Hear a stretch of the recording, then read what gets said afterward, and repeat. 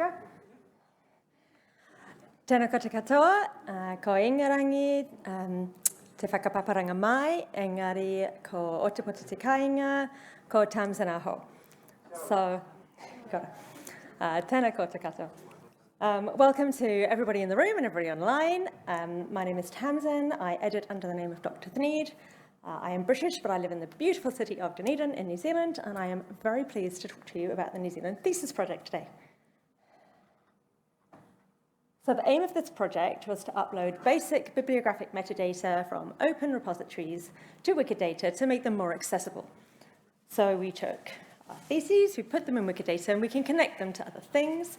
And I'm going to tell you about how we did that and what interesting questions that lets us answer about our data. So I've put the Etherpad link on the bottom of the slide and the next one. Please have a think about who you think might be the most studied musician in New Zealand universities. Because that's one question I'm going to tell you the answer to later, but I would love to know who you think it might be. So the most studied musician, go in and make some guesses, or just write it down or tell your neighbour or something. And at the end of my talk, I'm hoping you'll see some of the value in connecting library collections to Wikidata. So the data for this project has come from open repositories at all 8 of New Zealand universities and 5 out of our 15 polytechnics. And for those that aren't familiar, a repository is basically a collection of outputs. It's a public collection. It might be a repository for scholarly communications, for conference presentations, for books, images, in our case, dissertations and theses. Some items in a repository might be available for download, others are just represented by metadata.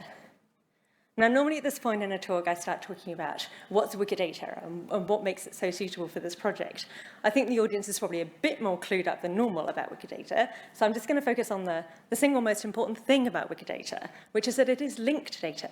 So in a repository record, because these are all open and online already, right? But in a repository record, things like the author and the main subject are just represented as strings. They're not linked to anything.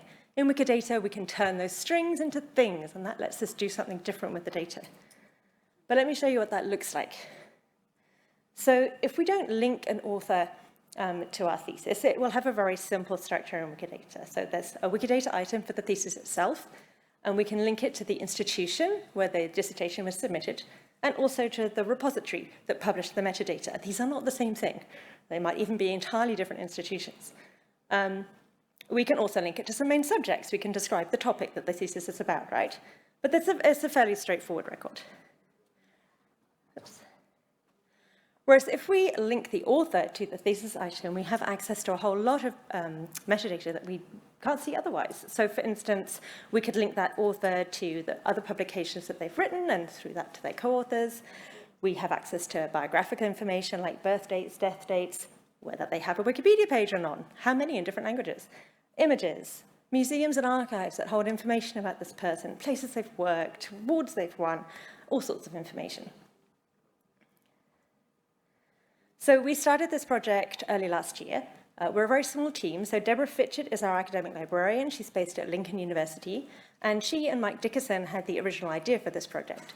Mike Dickerson is a Wikimedian who was working undercover as a librarian at the time.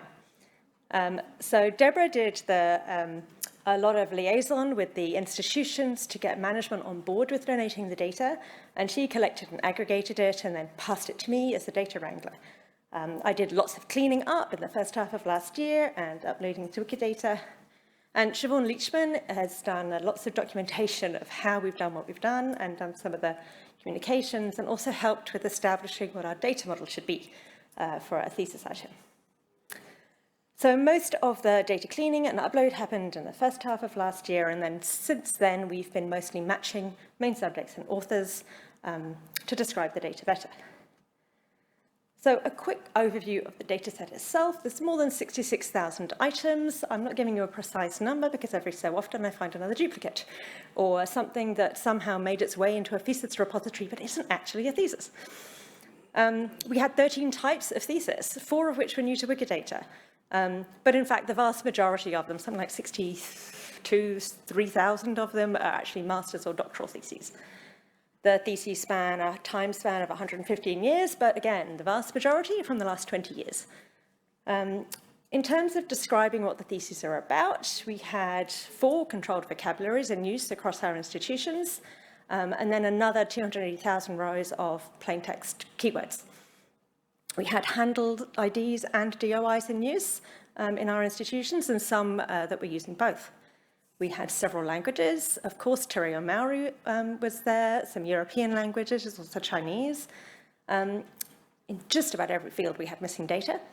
And of course, big variations in data entry practices, both in institutions themselves and between institutions, and that led to some data cleaning headaches for me.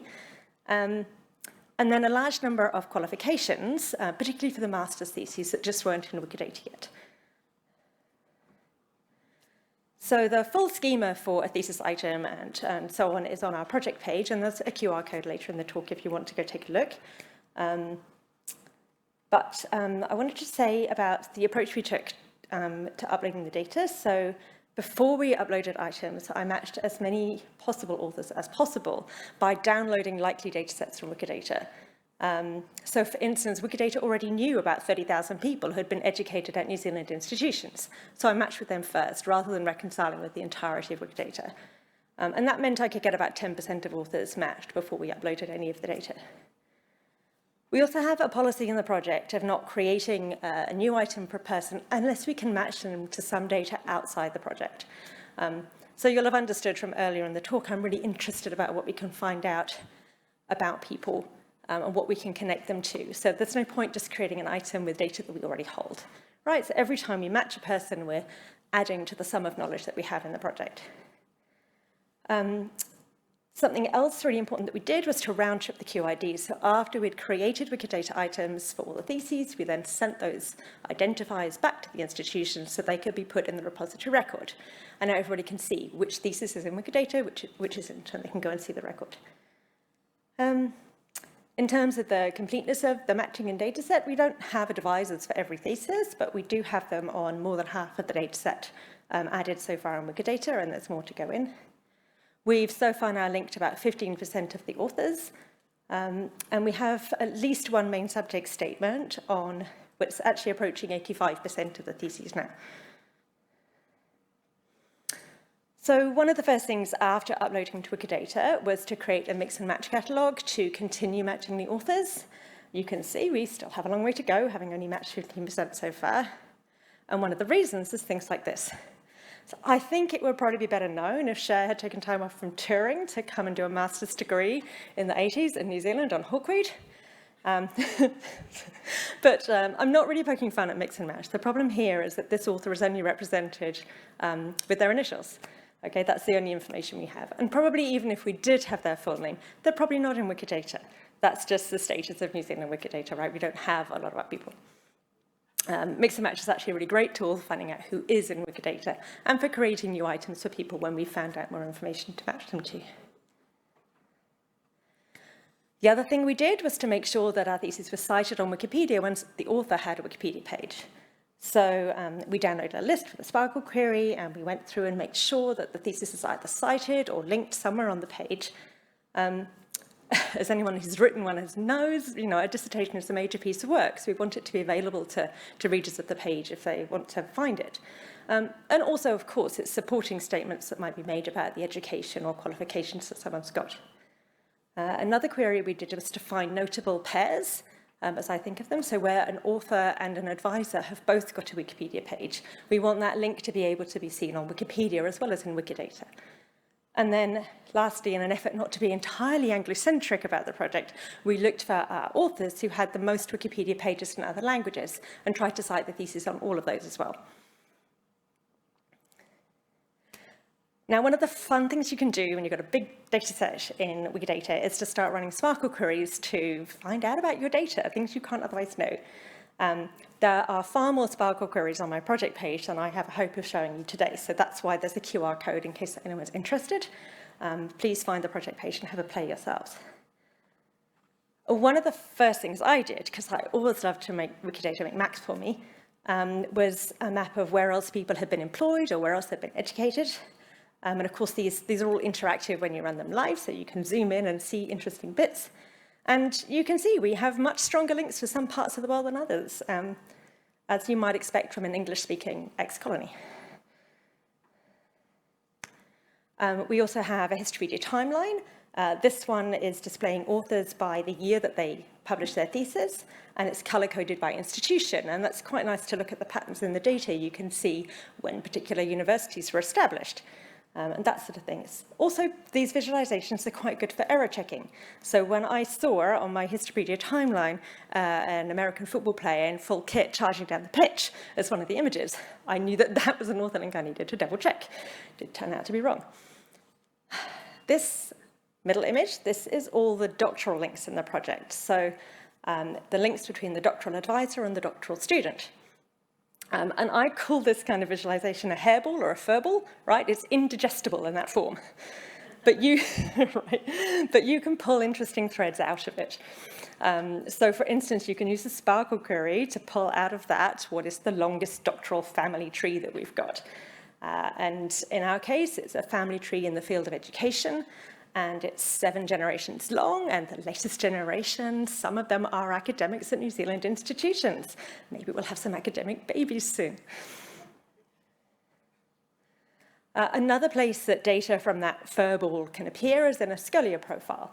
So Scholia is a lovely tool that does academic profiles for individuals or for publications, for wiki projects, but also for organizations. So we built a Scholia project as an example for a university department, one that hadn't changed shape or merged or split over time.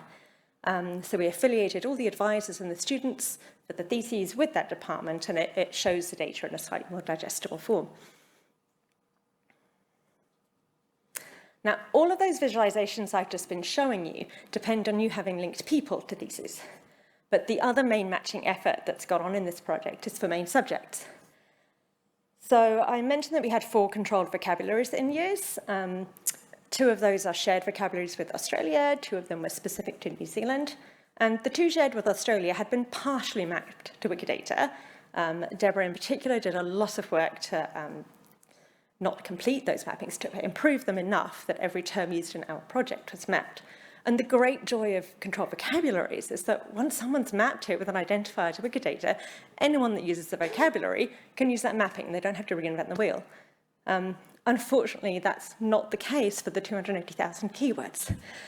They all have to be mapped individually, and there's some real challenges with that kind of work.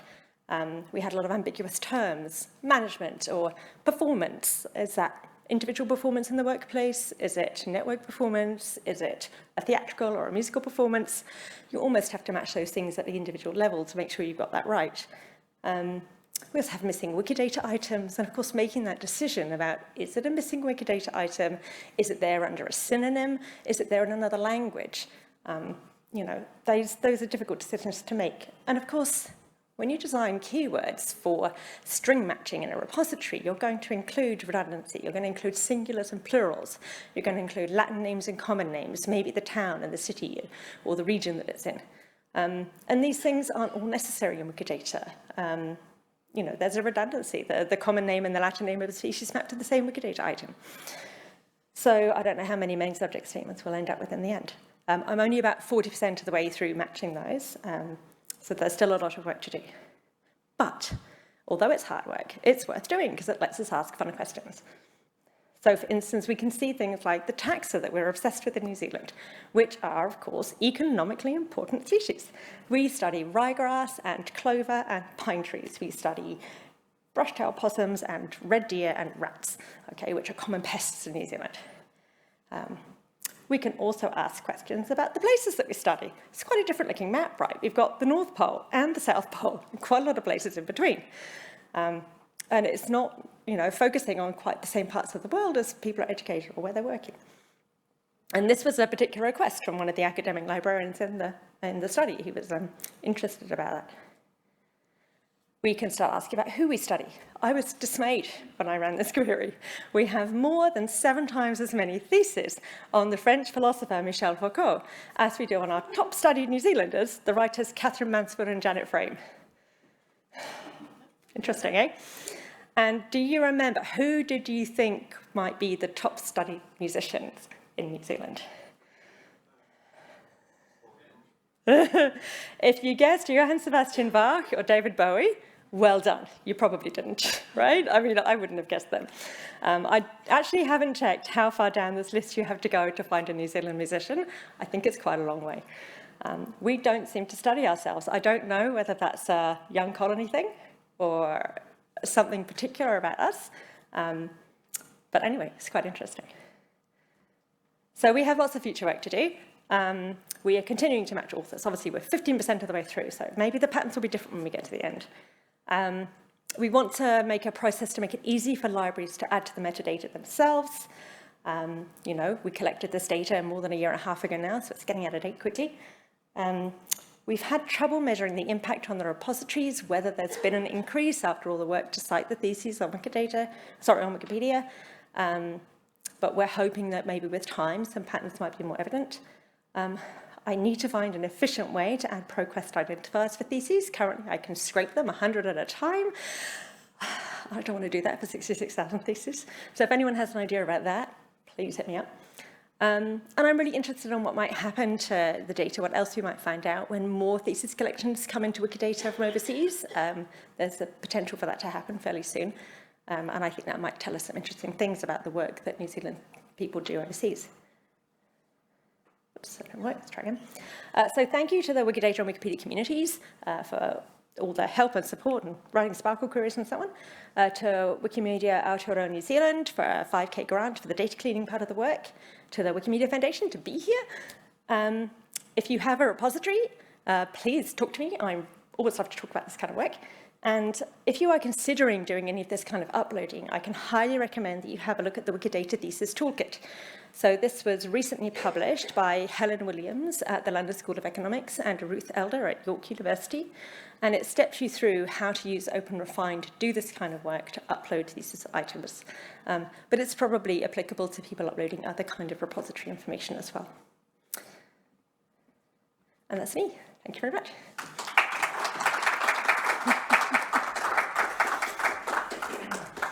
We've got 2 minutes and 41 seconds for questions.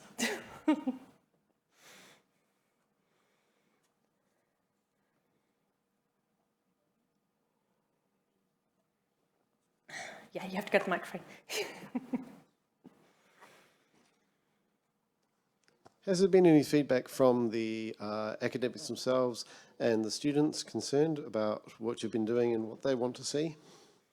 I did have one query from someone who knew about the project. Could we use it to see patterns in what they've studied at their university over time?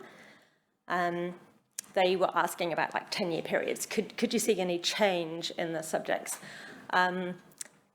It was a difficult query to do. I did do it and produce some different bubble charts and things. It wasn't terribly helpful for the purposes they needed it for. And it's probably partly because we're only 40% of the way through the main subjects. And yeah, I think probably it could have been more useful for them maybe later on in the project. But yeah, so I've had queries. People are interested. I haven't yet done a roadshow around New Zealand to show it to everybody though yet. So I think there'd be more interest if people knew about it. At the moment, the knowledge is kind of confined to academic librarians. Yeah.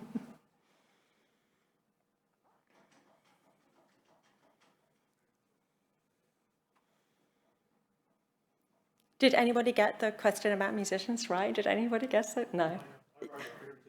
Alex wrote a query. I knew you would. That's cheating, you know. Just like looking at the slides ahead of time would be cheating. Although I'm glad to know that your Sparkle query and my Sparkle query agree. That's a relief, thank you. Okay. If there's no other questions, thank you very much.